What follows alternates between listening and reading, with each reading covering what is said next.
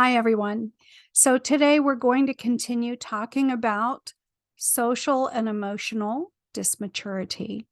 So again, this month we are going to be talking every Friday for just 10 minutes at a shot about different aspects of the neurobehavioral model, primarily going through the different categories of brain tasks that underlie behavior. The big thing with the neurobehavioral model is that we don't look at as behavior as something to target, but rather what about someone's wiring makes it difficult to complete the underlying brain tasks. And so for January, we're going to be focusing on someone's emotional and social development and how that can cause such big hangups, right? And why is that? Because as a society, and most societies around the world, we tend to have expectations of one another based on chronological age instead of basing it upon developmental age. Sometimes those two things go hand in hand, but in many cases they do not. And for our children, who are neurodivergent, whether that's from prenatal exposure to alcohol or to drugs or due to trauma or any other thing, there's over 50,000 things that affect a baby's development in the womb, right? With dysmaturity, we have expectations of one another based on our chronological age. Last week, I talked about what is dysmaturity.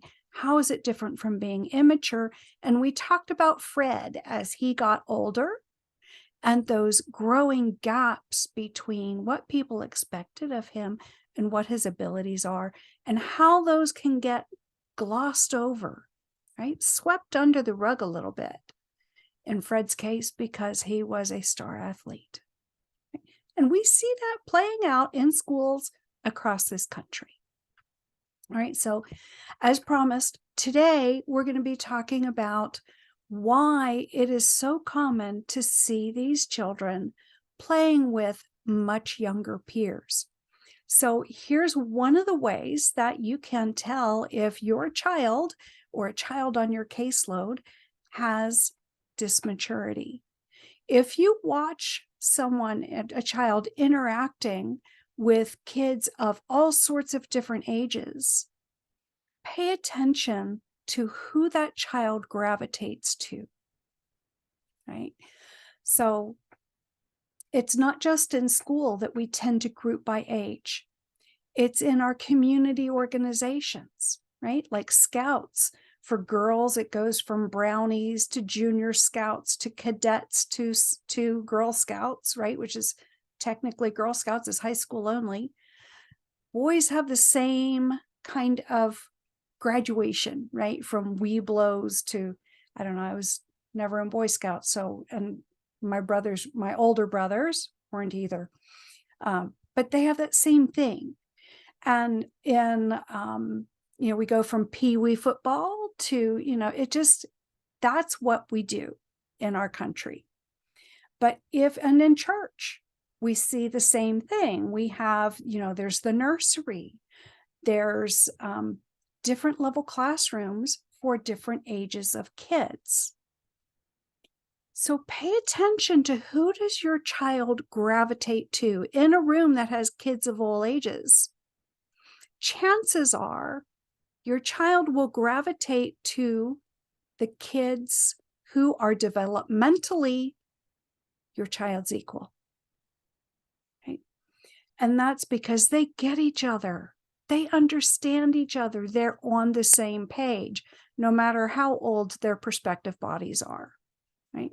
So obviously, this can be fine in some settings, but in other settings, it's a little dangerous. Right? For instance, if you have, if your child is 16 or 17, but gravitates towards kids that are 8 or 9, Well, emotionally, your child may be 8 or 9, but their physical body still has hormones flowing. So that could become problematic.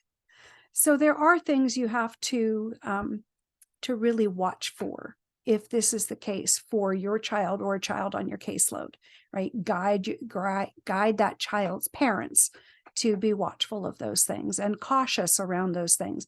Make sure that your kids are supervised. Now, here's another reason why we have to step up our supervision if our kids have dysmaturity, and it's because other kids will take advantage of your child who does not have the prowess, right? Does not recognize the subtle meanings in the social engagement, right, going on. So, so your child may be set up for bullying or for whatever.